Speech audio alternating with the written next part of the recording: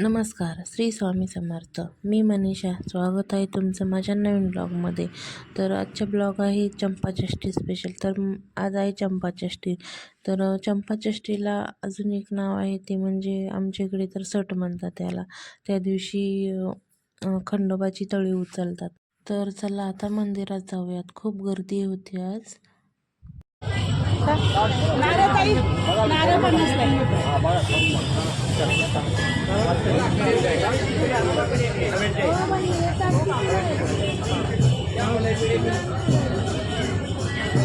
तिकडं पण आहे.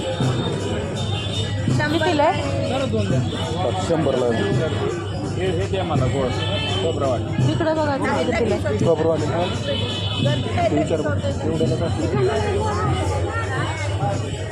कितीला आहे का?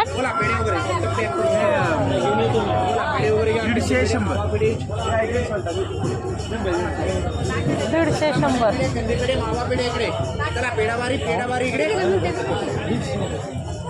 किती नाही होय नारळ मागचे 100ला आहे. बंडर टाका पाहिजे. बंडर टाका थोडं मावशी. बंडर टाका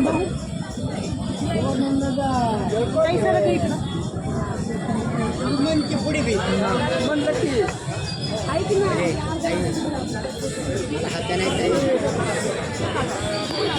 काही नाही.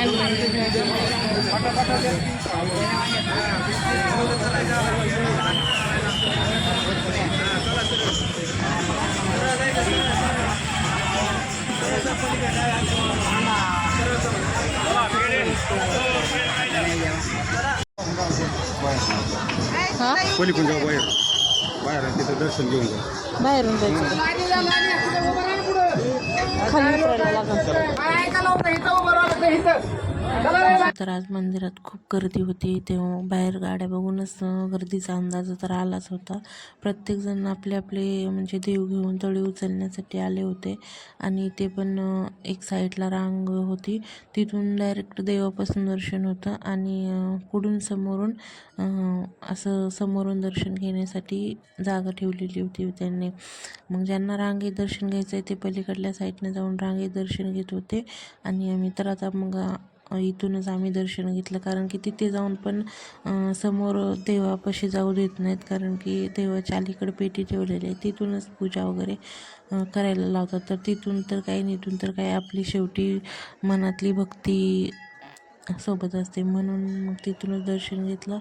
आणि पूर्णपणे म्हणजे मंदिर आज एवढं गर्दीने, मी पहिल्यांदाच इथं आल्यानंतर एवढं मंदिर भरलेलं बघितले. तर आम्ही तिथे पूजा केली आणि कोटंब्यामध्ये निवद वगैरे घातला आणि नारळ फोडण्यासाठी चाललो होतो. तर नारळ फोडला आणि फोडताना साईच्या डोळ्यामध्ये पाणीच गेलं. छोट्या छोट्या एवढ्या गाड्या खेळायला भेट नाही का? ट्रेन पण आहे आहो. घेतली की गाडी ओके घेतली.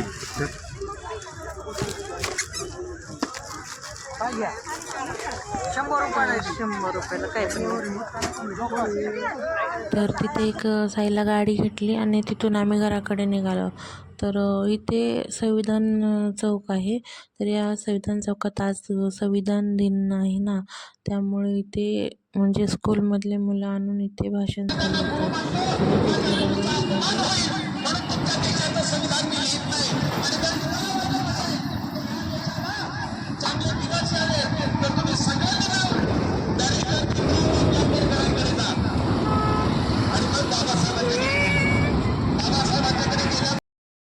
चला तर मग भेटूया अशाच एक पुढच्या ब्लॉगमध्ये. तर तुम्हाला जर माझे व्हिडिओ आवडत असेल तर एक लाईक करायला विसरू नका आणि चॅनलला सबस्क्राईबर करा. तर चला तर मग भेटूया पुढच्या ब्लॉगमध्ये.